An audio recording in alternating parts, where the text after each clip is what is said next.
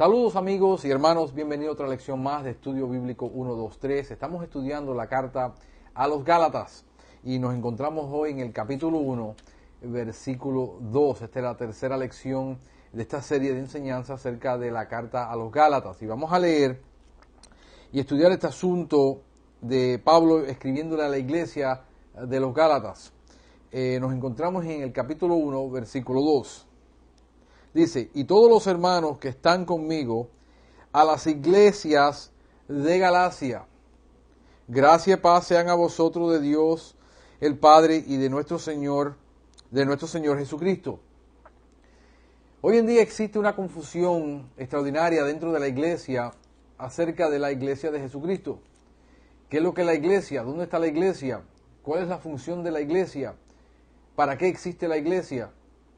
Y tenemos que contestar esta pregunta si Pablo le está escribiendo a las iglesias que se encuentran en la región de Galacia. Eran varias iglesias, varias congregaciones.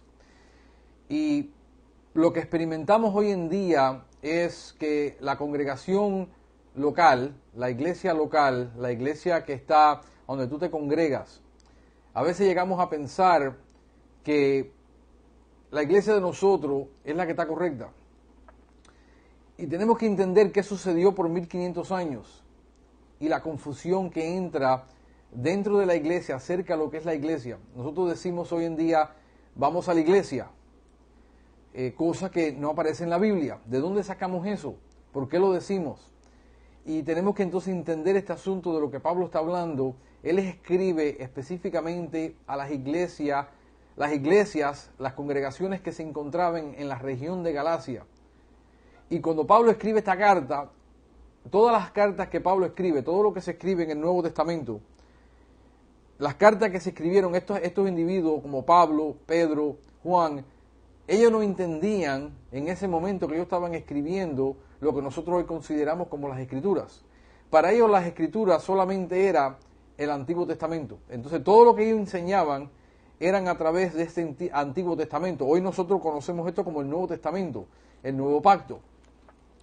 Y en sí hay divisiones dentro de este libro que tiene que ver con diferentes cosas que se está enseñándole a la iglesia, pero siempre se le está escribiendo a la iglesia. Muy pocas veces se le va a escribir a una persona que no conoce de lo que se está hablando. Entonces se le está escribiendo una carta a las iglesias y la intención era que esta carta se leyera en todas las congregaciones que Pablo le estaba escribiendo en esa área, por alguna razón. Vamos a empezar a leer entonces y entender este asunto de la iglesia. ¿Qué es lo que es la iglesia? ¿Qué significa? Hoy nosotros hablamos, y vuelvo y te repito, decimos que vamos a la iglesia. La Biblia no mira las Escrituras de la manera que nosotros la estamos enseñando, la estamos leyendo, la estamos interpretando. No es de la manera que las Escrituras están escritas. Mira bien cerca a esta palabra iglesias. Sale del vocabulario griego de la palabra, es una transliteración de la palabra eclesia. Esta palabra, vamos a ir a 3 versículos a donde se usa esta palabra eclesia en el texto del Nuevo Testamento y entender verdaderamente qué es lo que significa y qué es lo que significa ser la iglesia. Vete conmigo a Hechos, vamos a ir para atrás a Hechos y vamos a empezar en el capítulo 19 de los Hechos, versículo 32, y Pablo está predicando en Grecia, en Atenas, en una región, y se forma una gran disturbación dentro de la ciudad, porque Pablo acaba de blasfemar contra Diana, la diosa de los griegos, de los atenos. Y entonces la gente se tira para la calle para literalmente coger a Pablo y colgarlo. Entonces leemos, vamos a ir al 32,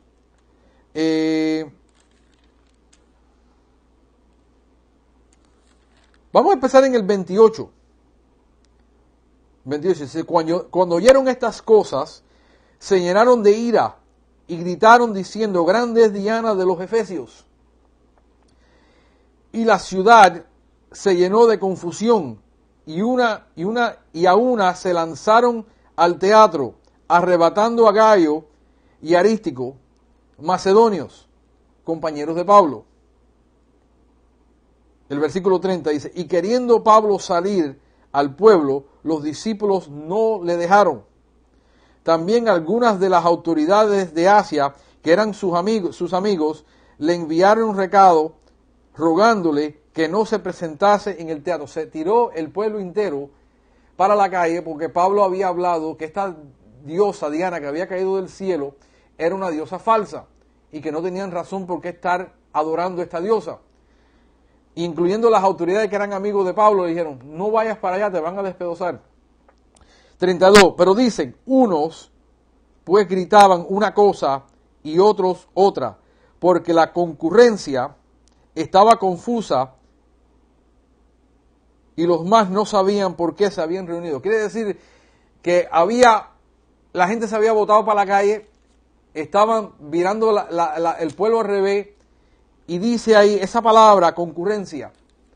Esa palabra es traducida concurrencia, pero en el griego original es eclesia, lo que nosotros conocemos hoy como la iglesia. Vuelvo y te digo, tú tienes que leer tu Biblia con un estudiador de historia, un estudiador de trasfondo de lo que está sucediendo, la arqueología, la evidencia que hay, y no estudiar la Biblia con ojos religiosos que nos han enseñado. Porque llegamos a decir cosas, a hablar cosas, a entender cosas que no son ciertas acerca de las Escrituras. Esta palabra se usaba secularmente. La mayoría del vocabulario que tú ves en la Biblia es vocabulario legal y vocabulario ordinario que se usaba para describir cosas que ellos entendían. Simplemente nosotros lo conocemos como algo espiritual que se está escribiendo y sí es espiritual, pero no es religioso. Y tendemos a verlo con ojos religiosos. Entonces, esta concurrencia estaba confusa, mas no sabían por qué se habían reunido. Nótate que no sabían por qué se habían reunido. Estaban reunidos. Vete al versículo 39 ahora. Y demandáis alguna otra cosa en legítima asamblea, se puede decir. Estaban hablando de que ustedes, si tienen este asunto, va a entrar el Imperio Romano aquí y lo van a arrestar a todos porque esto es un desorden lo que hay en la ciudad y el Imperio Romano no permite esto. Si ustedes tienen algo contra estos hombres, entonces dice, y si demandáis alguna otra cosa en legítima asamblea, se puede decidir. Nótate la palabra asamblea, concurrencia, reunido. Nosotros hablamos hay ciertas iglesias que se denominan asambleas de Dios. Entonces entiendes de dónde sale la palabra asamblea. Esa palabra es la palabra eclesia, que vuelve a aparecer en el mismo versículo, en el mismo capítulo del mismo libro. Ahora vete conmigo al 41. Y habiendo dicho esto, despidió la asamblea. Esa palabra es la palabra eclesia, la iglesia. ¿Qué significa esta palabra? Esta palabra era usada tradicionalmente para que cuando se iba a discutir un asunto de negocios, del gobierno, de la ciudad, del pueblo, llamaban a la gente a salir de sus casas, a salir de sus negocios y reunirse en un lugar central, sea en este caso un teatro que era al aire libre, y hablar de cosas que pertenecían a la sociedad o al gobierno o una votación que se tenía que hacer, algo que se tenía que discutir. Y se usaba el término en términos seculares, de reunión de personas salidas afuera de su vida cotidiana para entonces entregarse a discutir estos asuntos que eran importantes para el pueblo. En este caso se habían tirado a la calle porque estaban enojados con Pablo, porque Pablo estaba convirtiendo a la gente y la gente no estaban entregándose a Diana ya no adoraban a la diosa y iban a perder su dinero, iban a perder su entrada, iban a perder lo que era de su lucro que ellos sacaban de vender los templecillos de Diana, las imágenes de Diana, y esto iba a dañar su sistema. Y hoy en día nosotros vemos a la iglesia también metido en ciertas cosas que se asimula a esta herejía que estaban haciendo estas personas. Entonces la palabra iglesia es aquellos que son afuera. Podemos ver el uso, viene de dos palabras. Número uno es kaleo. que significa llamar, y el otro es ek, que significa fuera. La palabra es, la iglesia significa llamado afuera o reunión. Eso es lo que significa la palabra iglesia. Cuando nosotros vamos a la iglesia, nosotros no vamos a la iglesia se reúne. Y vamos a mirar esto en el texto porque es bien importante, porque en 1500 años, a 1700 años, de el control de la Iglesia Católica Romana, lamentablemente todavía queda residuos y está metida dentro de la Iglesia cristiana y no nos damos de cuenta. Y seguimos diciendo y hablando cosas que pertenecen a una religión pagana, que en sí es lo que es. Es una religión del gobierno, es una religión pagana. Podemos trazar sus principios a Roma al año 325 aproximadamente, cuando Constantino declaró que todo el mundo que estaba bajo el imperio romano era cristiano. Y instituyó y no permitió que ya se reunieran de la manera que ellos se reunían, sino los forzó a hacer templos de la misma manera que ellos hacían templos paganos. Ahora hacían templos para congregarse, para poder controlar la religión nacional de un país y poder controlar a las personas. Y de ahí, de ese instante, nosotros empezamos a tener y edificar edificios y llamarle iglesias, cosa que no aparece en la Biblia, en ninguna parte del Nuevo Testamento. El último templo se destruyó, que se conocía como el Templo de Salomón, en el año 70 después de Cristo. De ahí para allá, ningún judío ha tenido otro templo. Entonces, de nosotros llamarle templo, eso viene de una tradición pagana, una tradición católica. Y en algún momento la iglesia tiene que ser honesto con las congregaciones, tiene que ser honesto con el pueblo y enseñarle estas cosas, porque son cosas que seguimos arrastrando y en vez de vivir en libertad, vivimos en otra esclavitud de religión. Y lo vamos a ver por qué. Vayan conmigo, el primer uso de esta palabra en el Nuevo Testamento, lo que conocemos como el Nuevo Testamento, se conoce en Mateo. Está la iglesia que se reunía secularmente. Jesucristo habla de una iglesia que Él va a crear, una congregación que Él va a crear. Estas personas no le preguntaron a Jesús, ¿y qué es lo que es eso? Porque Él estaba hablando en términos que ellos podían entender. Ellos entendían esto plenamente, de qué es lo que era una reunión, una congregación, una asamblea. Mateo 16, versículo 13, dice: viniendo Jesús a la región de Cesarea de Filipo, preguntó a sus discípulos diciendo: ¿quién dicen los hombres que es el Hijo del Hombre? Le pregunta a sus discípulos: ¿quién dicen los hombres? La gente de afuera, la gente que no me conocen íntimamente. ¿Quién dice que yo soy? Versículo 14 dice: ellos dijeron, unos Juan el Bautista, otros Elías y otros Jeremías o alguno de los otros profetas. Nótate que ya dicen que era Juan el Bautista que había resucitado, porque ya para ese tiempo Juan el Bautista le habían cortado la cabeza. Y dice, ha resucitado uno de los profetas grandes. Lo tenían como un profeta. Esto no es nada nuevo, porque hoy, el día de hoy, los mormones lo tienen como un profeta. Los testigos de Jehová lo tienen como un profeta. Y él hace la pregunta, y es la pregunta que Dios le hace hoy a ti y a mí. ¿Quién dicen los hombres que yo soy? Pero el versículo 15, él aclara algo. Dice, él les dijo, vosotros, ¿quién dice que yo soy? Eso es lo que dice el mundo. El mundo dice que yo soy un profeta, que soy alguien que resucitó de los muertos, de los profetas, un espíritu. Pero ¿quién dicen ustedes que yo soy? Respondiendo Simón Pedro, tú eres el Cristo, el Hijo del Dios viviente. Esa es la realidad de las Escrituras, que Él es el Cristo, el Mesías que estaban esperando, el Salvador del mundo. Y Pedro lo declara y le dice, ustedes dicen que yo soy. Ahora, 17, entonces le respondió Jesús, bienaventurado eres Simón, hijo de Jonás, porque no te lo reveló carne ni sangre, sino mi Padre que está en los cielos. Si Dios no te revela a ti, a mí, la deidad de su Hijo, nosotros tampoco podemos entender esta verdad y el mundo tampoco puede entender esta verdad si no es revelada. Esto es una revelación que tuvo Pedro y nosotros que tenemos la revelación de esta verdad, la hemos abrazado. 18. Y yo también te digo que tú eres Pedro. La palabra ahí, Pedro, es la palabra que se usa que es Petros.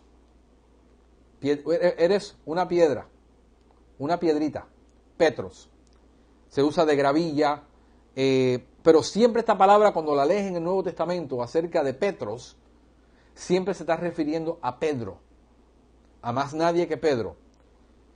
Entonces, Jesús le dice, sobre esta roca, no dice, tú eres Pedro, tú eres Petros, pero sobre esta Petra. No es la misma palabra, no se está refiriendo ahora a Pedro. La Iglesia Católica dice que se está refiriendo a Pedro, que Pedro es la roca y que Pedro sobre Pedro se ha fundado la Iglesia Católica. Eso no es lo que dice el texto, no es lo que dice el original.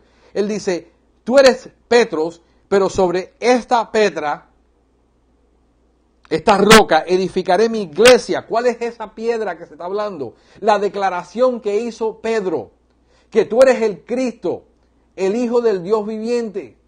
Y dice, sobre esa verdad, yo voy a edificar mi iglesia. Y dice, y las puertas del Hades no prevalecerán contra ella. Las puertas del Hades no pueden permanecer cerradas porque la iglesia de Jesucristo es un ejército.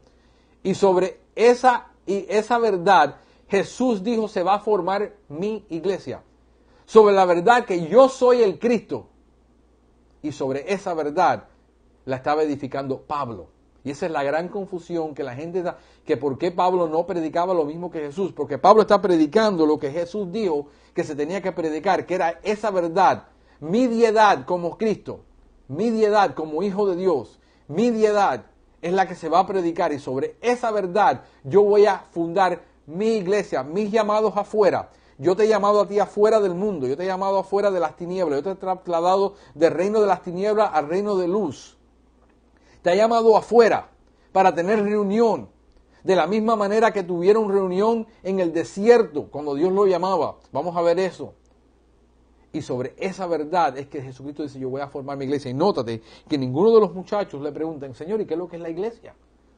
Porque era una palabra que se usaba y ellos entendían naturalmente lo que él le estaba diciendo. Sobre esa verdad, la gente van a salir afuera y van a venir a mí y se van a reunir conmigo.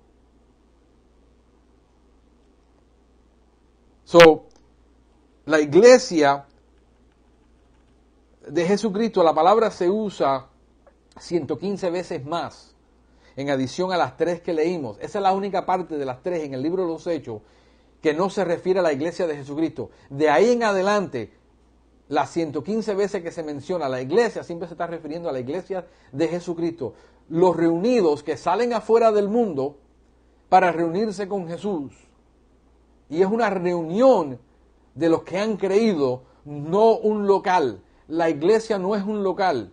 La iglesia no es una denominación. La iglesia no es un edificio. La iglesia es el cuerpo de Cristo. Los miembros individuales son la iglesia. Y la iglesia siempre se reúne para discutir los asuntos del reino de Jesús. Para hablar del asunto de cómo van a conquistar las puertas del Hades, para sacar a aquellos que están adentro a través de esa verdad. Y es lo que la iglesia no está haciendo. Ese es el trabajo de la iglesia que tiene que hacer de acuerdo a esta escritura y de acuerdo a la gran comisión que se da al final de este libro de Mateo. ¿Ve? No es hacer edificios, no es edificar templos, no es edificar lugares de reuniones, no es sistemas de sonido, no son sistemas de luces, no son la banda, no existe tal cosa como un grupo de adoración. El grupo de adoración eres tú en las escrituras. Y hemos convertido todo y seguimos arrastrando cosas de la religión católica, de la religión romana, y las seguimos tratando de meter dentro de la iglesia y no cabe. Y preguntamos por qué la iglesia no está saludable, por qué la iglesia no crece, porque el enfoque está incorrecto, el enfoque está en la denominación. Toda denominación bajo la tierra es causada por división. Ninguna ha sido para unificar a la iglesia. Y por eso que no se hay mención de esto en la Biblia. Sin embargo, seguimos haciendo y edificando la denominación. Que si perteneces a nuestra denominación, verdaderamente eres salvo. Verdaderamente perteneces a la iglesia. Si tú no perteneces, si tú perteneces a otra denominación, tú estás en error. Y yo quiero que te diga que toda dominación bajo la faz de la tierra está en error. Todas están correctas en alguna cosa que observan, pero están equivocados en todo lo otro que quieren negar. Y ese es el gran problema, que es a través de división que se han criado las iglesias. Y Pablo le está escribiendo a las iglesias de Galacia un solo mensaje, no 2 o 3 mensajes. Regresa conmigo entonces a Romanos. Vete ahora a Romanos. Vamos a entender este asunto de la iglesia. Romanos, capítulo 16. Déjame pasar Lucas, Hechos y Romanos. 16. Vamos a ver esto. Versículo 3. Pablo está saludando a la iglesia, a unos hermanos. Y en el versículo 3 dice, saluda a Priscila y Aquila, mis colaboradores en Cristo Jesús, que pusieron su vida por mí, a los cuales no solo yo doy gracias, sino también todas las iglesias de los gentiles. Saludo también a la iglesia de su casa. La iglesia de su casa. ¿Cómo es esto? Vamos a seguir leyendo. Vete a Primera de Corintios. Primera de Corintios, te lo estoy dando en orden para que te sea fácil. Primera de Corintios 16, 19.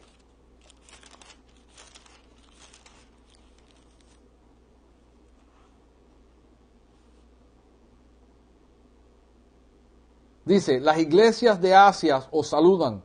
Aquila y Priscila, con la iglesia que está en su casa, os saludan mucho en el Señor. La iglesia que está en su casa. Bueno, aparentemente Priscila y Aquila eran pastores y la iglesia se congregaba en su casa. Colosenses, sigue más adelante. Efesios, después de Efesios, lo vamos a encontrar. Es el último de las carticas pequeñas. 4:15. Saludad a los hermanos que están en la Odisea y a Ninfas y a la iglesia que está en su casa. Si no fuera poco, vamos a Filemón.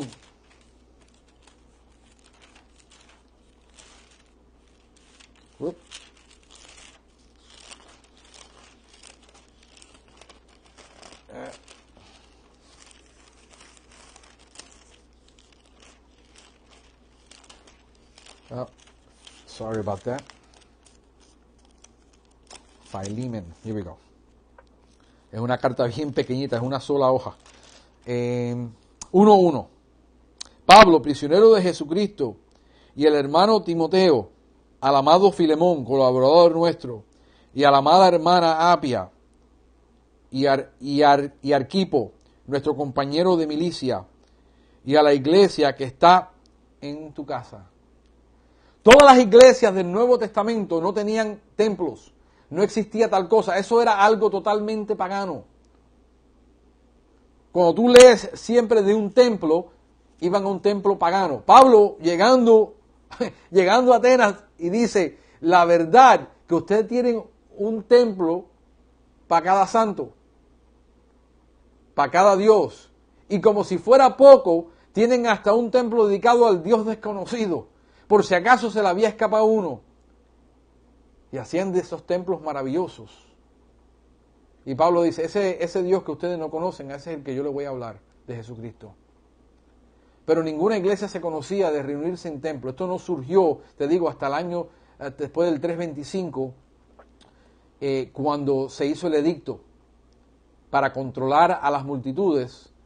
Entonces, hoy en día, lamentablemente, hay que decirlo, que muchos pastores y muchos ministros viven unas vidas bien inseguras de sí mismos y de las Escrituras. Y hoy dicen, no, hoy hay que congregarse y hay que venir aquí al templo porque esta es la casa de Dios. Yo te voy a demostrar por la Escritura que esa no es la casa de Dios. Que si tú no vienes aquí, te pierdes la bendición. Si tú no viniste el domingo, te pierdes la bendición. Si no viniste el miércoles, te pierdes la bendición. Y por lo menos aquí en los Estados Unidos, yo no sé cómo es en la parte del mundo en que tú estás, pero aquí se trabaja las 24 horas del día. Gracias a Dios que hay policías que trabajan de noche, que trabajan los domingos. Gracias a Dios que hay cirujanos esperando por si acaso te accidentas en un carro en la ida para la iglesia, que está ahí para rescatarte y poderte coser de nuevo después que el carro te ha desbaratado. Entonces, que la persona no puede asistir a uno de los servicios, la persona se perdió la bendición. Entonces la iglesia se pasa maldiciendo al pueblo en vez de bendecirlo. Diciéndole que se perdieron la bendición porque no vinieron. Cuando te quieres reunir en tu casa con unos cuantos hermanos para orar, para estudiar la palabra, enseguida entran los líderes, los fariseos de la iglesia moderna y te dicen, no lo puedes hacer, esto está prohibido porque esto no está sancionado por la iglesia y no lo toleramos, y el pastor se mete en el medio y tienen que cerrar el estudio bíblico porque no se pueden reunir en casas. Tienen que reunirse en el templo, porque para eso se hizo el templo. Cosa que no existe en el Nuevo Testamento. Entonces, ¿qué es lo que han hecho? Han atado a las personas al sistema religioso católico y usan el mismo método, pero santificándolo con que este lugar es santo y se lo hemos dedicado a Dios y todos los otros lugares no son santos. Y la iglesia cae en este error. ¿Por qué? Porque, se nos va a dividir la iglesia porque el hermano se va a llevar unos cuantos. Ojalá que tú fueras tan dichoso de poder fundar tantas iglesias. De que la iglesia se te dividiera de tal manera que se tuvieran que ir y tú tuvieras que preparar ministros, porque eso es lo que te llamó, de acuerdo a Efesios, la Biblia, a preparar ministros para ahora el ministerio, no preparar membresía para la congregación. Y lamentablemente ese es el plan en que se encuentra la iglesia hoy. Hay más preocupación de cuántos asistieron al servicio del domingo que cuántas almas se han alcanzado, que cuántas vidas son transformadas. El énfasis está en los números y no en las almas. Y Pablo le está escribiendo a estas iglesias y hay que entender qué es lo que es verdaderamente una iglesia, porque si tú no lo entiendes, sigues cometiendo el mismo error y te convertiste en un católico o te convertiste en un ateo adorando a un edificio, pensando que llegando ahí tú vas a recibir algo especial de Dios, no entendiendo que ahí no es donde mora Dios, que Dios no mora, dice la Biblia, en manos hechas de hombre, sino dice que mora en tu corazón. Lee conmigo. Vete para atrás a Hechos 14. Hechos 14, después de Romanos. Hechos 14, versículo 27.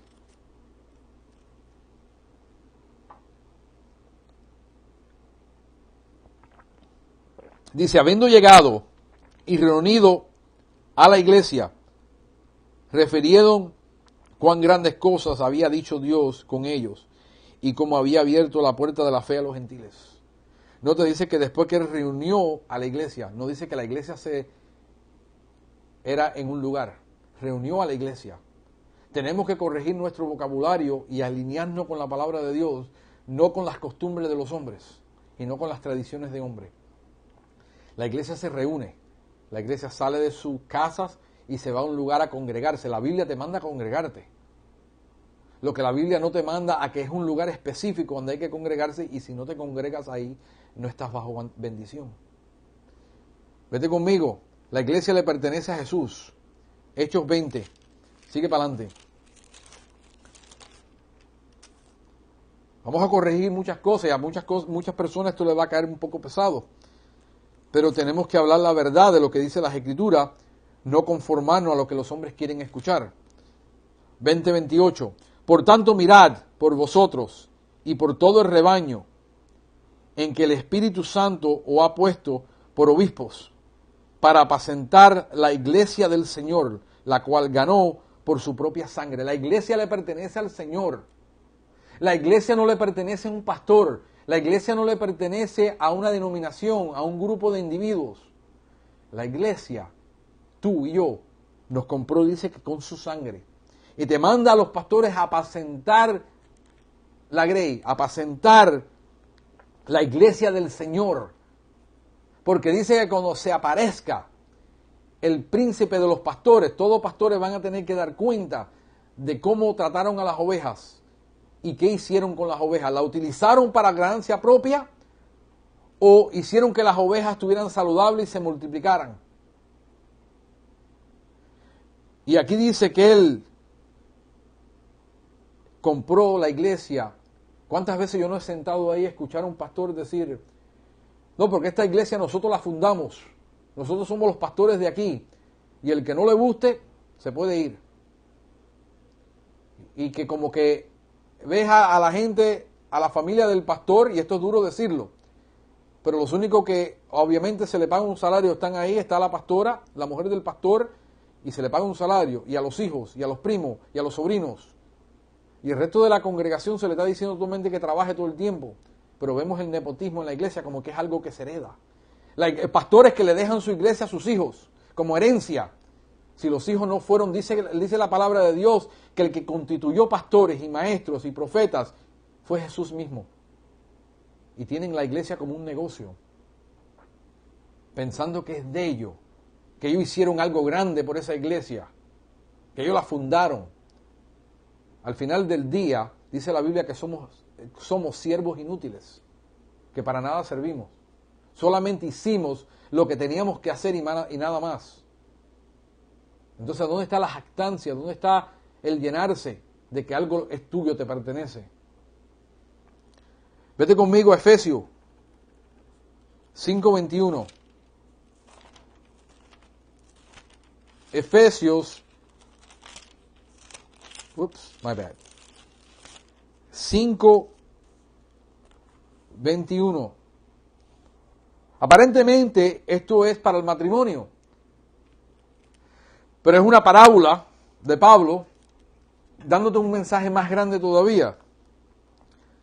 El versículo 21 de Efesios 5 dice, someteos unos a otros en el temor de Dios. Las casadas están sujetas a sus propios maridos, como al Señor. Porque el marido es cabeza de la mujer, así como Cristo es cabeza de la iglesia, la cual es su cuerpo. El cuerpo de aquí, él está diciendo que el cuerpo de la mujer le pertenece al marido. De la misma manera que nosotros le pertenecemos a Jesús y somos su cuerpo. Y Él es su Salvador. Así que como la iglesia está sujeta a Cristo, así también las casadas lo están a sus maridos en todo. La iglesia está sujeta a Cristo primeramente. El problema es que la persona no lee su Biblia.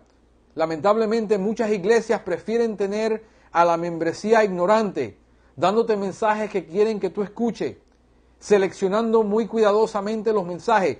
Pero ¿cuándo fue la última vez que en tu iglesia, en los años que tú llevas de cristiano, se ha estudiado una carta entera?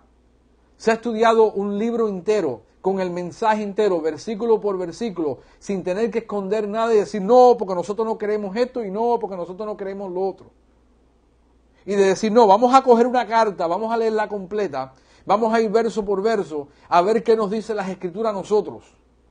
Y si lo que nosotros hacemos en nuestra iglesia no está alineado a la palabra de Dios, no a lo que me enseña el seminario teológico, no lo que me enseñó mi pastor, no lo que me dice la denominación que yo tengo que predicar, sino alineado a las Escrituras.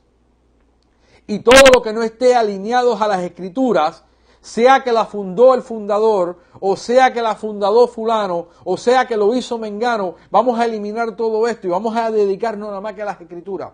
Y lo que dice las Escrituras, cuando en los años que tú llevas de cristiano, has leído tú un libro entero de la Biblia, lo has estudiado. No, es de mensajito escogido, de versículo escogido, de aquí y de allá, para darte el mensaje solamente y controlar la ignorancia de la iglesia. Es ignorancia controlada. Tienes un poco de revelación. De la manera que Dios a mí me desató este asunto, es que yo tenía un rompecabezas y todas las piezas estaban boca abajo. Y yo las podía virar, pero no podía virar todas las piezas hasta que no empecé a leer la Biblia de una punta a la otra. en completa. No escudriñar los versículos que me daban, sino escudriñar todos los versículos de la Biblia. Y fue ahí donde se me abrió que la teología estaba fragmentada y por eso que hay tanta división en la iglesia. Porque no queremos enseñar. ¿Cuántos pastores han luchado conmigo para que yo no enseñara las escrituras completas? Que la gente no quiere, que la gente no lo va a aceptar y la gente lo estaba aceptando y en el momento que la gente lo empieza a aceptar se cierran las puertas. ¿Por qué? Porque hay intimidación. Porque hay inseguridad. Porque saben, hay pastores que yo he hablado con ellos que me han dicho, yo sé que yo estoy las escrituras, pero mi denominación me lo prohíbe. Y si yo sigo predicando esto, y yo no me sujeto a Cristo, como a la iglesia primero, me sujeto primero a Cristo, estoy sujetado yo más a la denominación, porque si yo no predico lo que yo tengo que predicar, que ellos dicen que me aprueban a predicar, a mí me quitan mi iglesia, me quitan el edificio, me quitan mi salario, me quitan mi retiro, y todo me lo quitan, y yo tengo que empezar de cero. Yo no estoy dispuesto a mi edad a empezar de cero. Prefieren mantenerse en la línea que le dicen en vez de estar sujeto a Cristo primero. ¿Y qué es lo que dice las Escrituras? Escucha, maridos, amar a vuestras mujeres, así como Cristo amó a la iglesia y se entregó a sí mismo por ella. Escucha, 26, para santificarla, habiéndola purificado en el lavamiento del agua por la palabra, a fin, escucha bien, eres santificado. No solamente eres santificado, sino has sido lavado por la palabra. Y ahora dice, ¿a fin de qué? De presentársela a sí mismo, una iglesia gloriosa. Escucha, una iglesia gloriosa, que no tuviese mancha ni arruga, ni cosa semejante, sino que fuese santa y sin mancha. Jesucristo se va a presentar a Él mismo, a su iglesia. Y dice que Él la ha lavado ya, y que Él la ha limpiado, y que la va a presentársela a sí mismo sin mancha y sin arruga. ¿Cuántas personas dicen, no viniste a la iglesia hoy, no viniste al servicio, te perdiste la bendición? Si hoy Cristo regresa y tú estás en tu casa, tú te quedas. Cosa que la Biblia no dice, en ninguna parte. Ahí dice que Jesús se va a presentar la iglesia, a la que Él salvó, al que Él limpió, al que creyó en Él. Él mismo lo va a traer a sí mismito y se la va a presentar como una novia. Se presenta delante de su novio pura. Una virgen. Está hablando de la virginidad espiritual. En ningún momento la iglesia está bajo maldición. En ningún momento la iglesia de Jesucristo está arrugada. En ningún momento la iglesia de Jesucristo, la verdadera iglesia de Jesucristo, está manchada. La iglesia de Jesucristo ha sido lavada por la sangre de Cristo, cubierta por la sangre del Cordero. ¿Cómo es posible que tú prediques y pongas a tu congregación y a las personas que escuchan bajo maldición? Yo no lo entiendo. Cuando aquí mismito me dice que Jesucristo mismo se la va a presentar. ¿Quién la limpió? ¿Quién la compró? Dice que la compró con su sangre, entonces es de Él. No le pertenece a nadie. Y nadie tiene dominio sobre su iglesia. La tiene Él. Entonces cuando la persona no se alinea con la palabra, el pastor que no se alinea con la palabra, tú debes de salirte de ahí o confrontarlo. Pero tiene que alinearse con la palabra. En ningún momento está bajo maldición. Escucha lo que dice. 28. Así también los maridos también deben amar a sus mujeres como a sus mismos cuerpos. A sus mismos cuerpos. El que ama a su mujer, a sí mismo se ama. Porque nadie aborreció jamás a su propia carne, sino que la sustenta y la cuida, como también Cristo a la iglesia. Cristo en ningún momento aborrece a su iglesia. Cristo en ningún momento maldice a su iglesia. Cristo bendice a su iglesia y dice que la cuida. Como un hombre cuida a su mujer, que no le pase nada, protegiéndola. Y ese es el gran problema que había en esta iglesia. Que venían algunos de afuera, judaizantes, maldiciendo a la iglesia, maldiciendo a Pablo, maldiciendo a Jesús, diciendo que estaban todos equivocados. Y que estaban bajo maldición porque no entraban en el pacto que Dios había tenido para Israel. 30. Porque somos miembros, escucha, somos miembros de su cuerpo. Si tú perteneces a Jesús primero, tú eres miembro de su cuerpo, no importa en qué denominación tú te encuentres. No importa que tú abraces la doctrina de tu iglesia, el credo de tu iglesia. Lo que importa de verdad, no hay tal cosa. Hay dos debates en la iglesia hoy en día que divide a la iglesia, divide el cuerpo. Por una parte están los de Calvino, con sus 5 puntos, que si tú no crees en los 5 puntos, tú no eres salvo. Y por el otro lado están los arminios, que si estornudaste hoy mal, te tienes que reconciliar con Dios porque perdiste tu salvación. Por una parte que eres salvo, siempre salvo y nunca la pierdes. Y por otra parte que si tú hoy no te apareciste en la iglesia porque tuvimos 7 servicios en la semana y tú perdiste uno de ellos y te pusiste una falda y te maquillaste, perdiste tu salvación. Y el gran debate de la Biblia no es que si tú la pierdes o la tienes y no la puedes perder. La gran pregunta es que si verdaderamente has sido salvado por la sangre de Jesús. Esa es la pregunta que Pablo hace. ¿Verdaderamente eres salvo? Examinaos, dice la Biblia, su propia salvación. Cada uno tiene una responsabilidad de examinarse delante de Dios si está salvo o no está salvo. Si tú has creído en el sacrificio de Jesucristo que murió en la cruz por ti, que vertió la sangre por ti, y has creído que Dios lo resucitó de los muertos, dice Pablo, si tú creeres esto en tu corazón y lo confesares con tu boca, eres salvo. El pasar al altar. Si pasamos al altar o no pasamos al altar. Si hacemos un llamado o no hacemos un llamado. El llamado al altar es algo de moderno. Pero un predicador, 100 y pico años atrás, que empezó este sistema de llamar a personas al altar. Cosa que tú lees el Nuevo Testamento y no existe el altar en el Nuevo Testamento. ¿Por qué no existe? Porque el altar es del antiguo pacto y era para sacrificar animales. ¿Ves? El cristiano viene a Cristo y a Cristo solamente y confiesa sus pecados a Cristo y cree en el mensaje de la salvación y la resurrección de los muertos y la deidad de Cristo, que Cristo murió por tus pecados, te lo repito, te lavó y cuando estás lavado para siempre. Porque dice que Él viene a buscar una iglesia que Él la lavó, que Él la compró, que Él la santificó. No la iglesia que la lava un hombre, la limpia un hombre, la santifica un hombre. No a través de un hombre. Jamás vas a ver eso en tu Biblia. Lo más importante es que tú hayas creído el mensaje de la salvación. Mira lo que dice, 31. Por esto dejará el hombre a su padre y a su madre, y se unirá a su mujer, y los dos serán una sola carne. Por esta razón.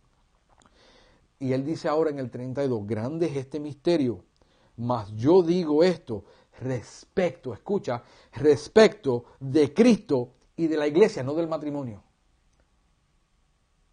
Él hace una comparación como debe ser un matrimonio, pero este es el asunto, que Cristo se casó conmigo. Yo soy la esposa, el cuerpo de Cristo, y Él me protege, y Él me cuida, y Él me guía. ¿Ves? El Señor es mi pastor.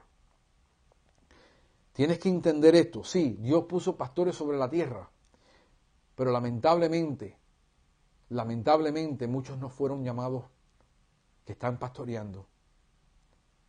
Sí, predican muy bien. Sí, dan un buen show. Sí, te hace que la carne se te ponga de gallina y te dan una buena predicación. Pero el pastoreo y la predicación son dos cosas diferentes. Por lo demás, cada uno de vosotros ame también a su mujer como a sí mismo, y la mujer respete a su marido. Y la iglesia es un símbolo del matrimonio, y el matrimonio es un símbolo de la iglesia, es un prototipo porque vino primero, se dio primero en Génesis. Y esto es lo que yo quiero que tú entiendas de la iglesia de Jesucristo. Dice que es baluarte y columna de la verdad. Nosotros Dios nos dio a nosotros, la iglesia, la verdad, para que hablemos la verdad y prediquemos la verdad entera, no la verdad de acuerdo a un hombre. Yo quiero que con estos terminemos esta lección y la próxima semana vamos a empezar entonces en el versículo, capítulo 1, versículo 3. Y ahí continuaremos. Muchas gracias.